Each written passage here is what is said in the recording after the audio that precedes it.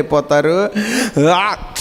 అందంగా ఉండాలని మనకిష్టం. దేవుడు అంటున్నాడు, నేను సమస్తము చక్కగా చేస్తా, నీ ఇంటిలో అందంగా నేను చేస్తా, నేను సౌందర్యంగా నేను చేస్తా.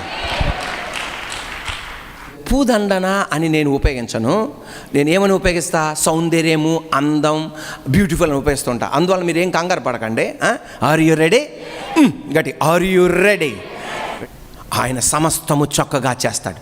నీ బూడిద నాకి సౌందర్యాన్ని ఇస్తా, చక్కగా ఇస్తా. హల్లెలూయా. మన మందిరం ఈ ప్రాంతం అంతా బూడిదిగా ఉండేది, బురద గుంట, అసలు ఏంటో వెరైటీగా ఉండేది. కానీ ఆయన సౌందర్యంగా చేశాడు, ఆయన అందంగా చేశాడు. ఒక్కసారి ఇక్కడికి రాగానే అబ్బా బా అని చేశాడు. దేవుడు అనేది, నీ బూడిది నాకి నేను చక్కగా చేస్తా. నీ రోత జీవితం ఉందే, నీ మురికి జీవితం ఉందే, నీ ఇంట్లో కంపరం ఎవడు ఉండలేడు అక్కడ.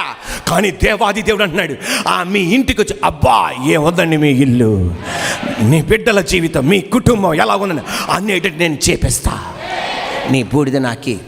ఇదివరకు కాలంలో ఏం జరిగేది అంటే, వాళ్ళు దుఃఖములో ఉన్నప్పుడు బూడిద వాళ్ళ నెత్తి మీద పోసుకొని గోనిపట్టా కప్పుకొని బూడిద మీద కూర్చునేవాళ్ళు. దానికి అర్థం ఏంటంటే, ఇక పోలీసు వాళ్ళ దగ్గర నుండి నాకు సాయం అందదు, లాయర్ల దగ్గర నుండి సాయం అందదు, పాస్టర్ల దగ్గర నుండి సాయం అందదు, ఇక నా జీవితం ఇలాగైపోద్ది అని అర్థం అన్నమాట.